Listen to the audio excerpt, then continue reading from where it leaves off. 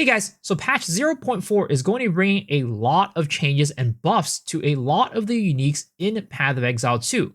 A lot of people have been complaining in the past that there were too many uniques that were pretty much useless. So I think Grinding Gear Games probably heard us and we're like, hey, you know what? Let's go buff up some of these uniques. And while there are a couple of them that are pretty much at the top of the list of people like, wow, these are pretty good, like let's say Mariah Invictus, or maybe it's like Choir of the Storms, those are some pretty obvious good ones. I think there were actually quite a few that went under the radar that are potentially sneaky and quietly OP that I think you should keep your eye out on when you potentially find it in patch 0.4, because you could potentially be landing on a gold mine that you didn't even know about. So let's get right into it. The first one that I want to talk about is these gloves, Sine Aequo, something like that. Well, these gloves in the past gave this ability right here. It made it so that you could immobilize enemies at 50% buildup instead of 100%. Now, what's immobilization? Well, that's basically anything that makes the enemy stop moving. So things like stun, things like freeze, things like pin, any of those are basically 50% easier to be achieved. Now, it had a big downside though, and that was that enemies immobilized by you take 25% less damage, which was a huge downside, and as a result, pretty much made it so that it never got played. Now, there were a couple builds that were using it, I believe, but for the most part, it was mostly ignored. But in patch 0.4, these gloves now not only get an increase to the survivability stats, it also makes it so that enemies immobilized by you take 20% more damage as opposed to less damage. So not only did the negative get removed, it became a positive. So this is a enormously buffed pair of gloves. Now, what areas do I think this gloves are going to be useful for? Well, namely Tactician. If you think about it this way, Tactician is always pinning, meaning that enemies are always being immobilized. Not only does it make it easier for you to pin enemies, but anytime you pin them, they are taking 20% more damage. So this is a huge buff for anybody who's using a Tactician, and you could use these gloves very easily because Tacticians mostly use ranged attacks, and that's what they use to pin, and then they make it so that you can immobilize them and do more damage. The reason why I'm talking about range attack is because normally people want to use the glove slot for the plus melee skills, but since you're using range attacks anyways, it doesn't matter. This is just a free 20% more damage multiplier on your gloves, which is absolutely insane for anybody who is using a Tactician, or maybe even like a freeze dependent build, like a spell build or something like that. These are absolutely insane. The next one that I'm going to pull up on this list is going to be Whispering Ice. Now, the thing is, Whispering Ice was always kind of a good staff. Some people actually ended up using it in their builds, and it was always really cool. It brought in Heart of the Ice, which made it so that you were always chilling enemies around you, and also had Ice Storm, which was a really fun and useful ability. Now, the staff itself in the past was always built around stacking. So increasing the amount of spell damage you did per intelligence, and then you also had an increased amount of intelligence for your character as well. But one of the main downsides of this weapon, and the downfall of almost every unique weapon in the game, was that it only added up to 4 levels to cold spell skills, which is very, very little considering the fact that it is a staff. But in patch 0.4, we are getting that bumped up to 7 as opposed to 4, which gives us the full amount of spell skills that we needed for us to hit the maximum, which is absolutely amazing. Now, it did take a little bit of a hit to the amount of int it gave, and also a little bit of a hit to the amount of spell damage that you're gaining. But to be honest, this is entirely fine. The amount of damage that you're getting from these +2 spells, or +3 spells, levels at the very high end give you way more than what you would get off of these stacking attributes of this staff in the past. So potentially Whispering Ice being an item that was already used in the past could be an item that is going to be even more popular this upcoming patch for any cold skills that you want to be using in the game. The next item on this list is going to be Lightning Coil Ancestral Mail. What this chest armor does is that it gives you a skill called Volborn's Charge. While active, this makes it so that every time you take a certain amount of lightning damage, it triggers a bolt that fires out of your body. And the amount of damage that Volborn's Charge does is actually really, really high. It scales really, really well. But the problem was always that it was very hard to trigger because the amount of damage that you need to take was too high for this line right here. 20-40% of physical damage taken from hits is taken as lightning damage. But in 0.4, that is going to be going up to 50%. So it seems like a very small buff, but trust me, it is enough to potentially take this into a build-defining item. Now, how are you going to be proccing this ability? Well, you're not going to be sitting there taking hits from the enemies. You're going to be using something like Scold's Bridle. That makes it so that every time you use mana, you are going to be taking physical damage as a result, and that can go up to 100% of the mana cost you're paying. So what that means is you're going to be constantly hitting yourself with damage, taking this lightning damage, but then as a result, you're going to be firing off a bunch of lightning bolts around you. This is a really cool interaction, and again, the amount of scaling that Volborn's Charge has is absolutely insane. So if you're able to make this work, it's going to be a very, very strong skill.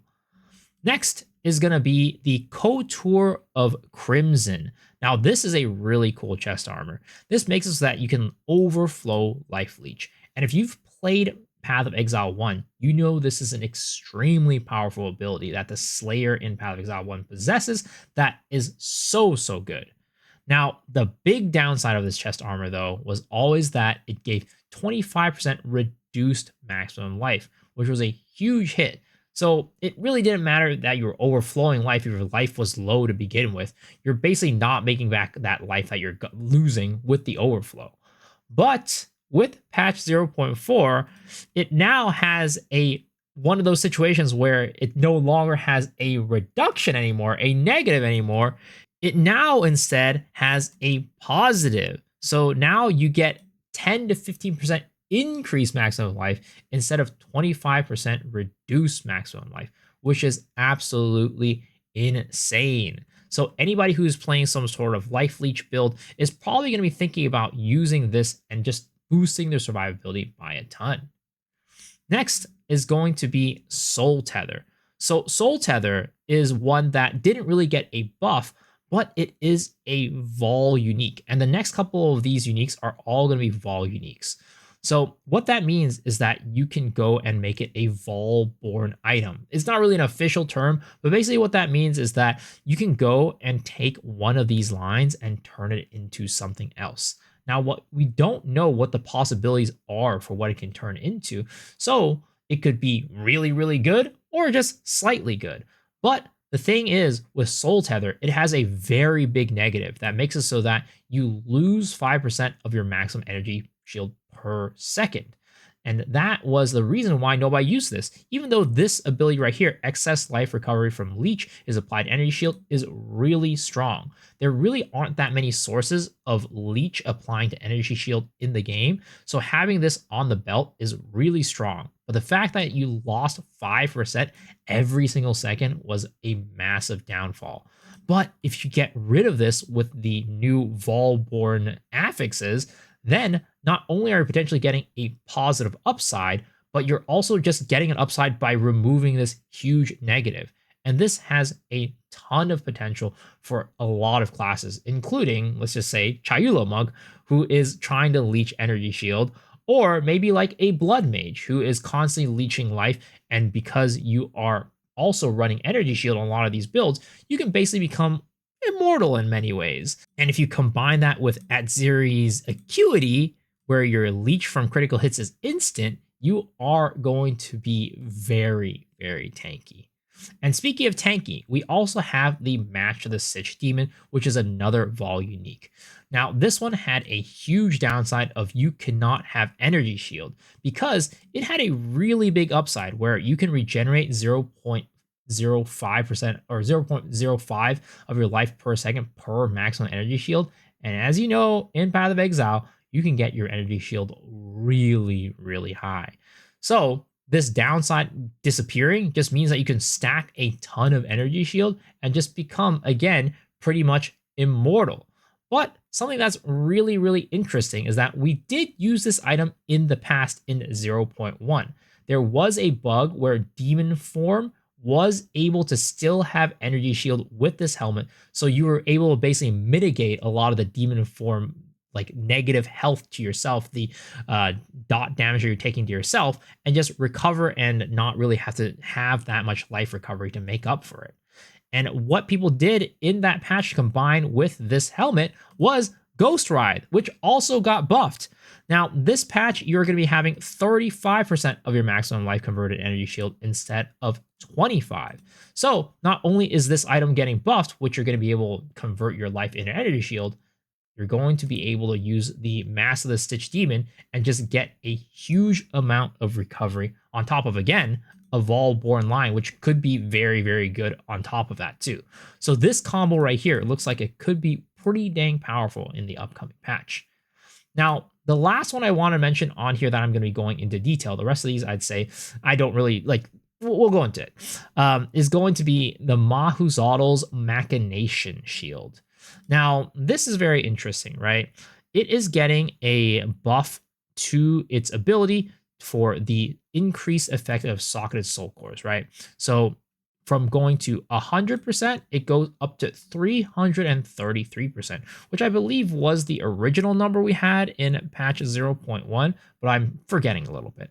But either way, it is a huge buff. Now, the one thing to mention is that at the moment, there really aren't that many soul cores that go into the shield that are very good.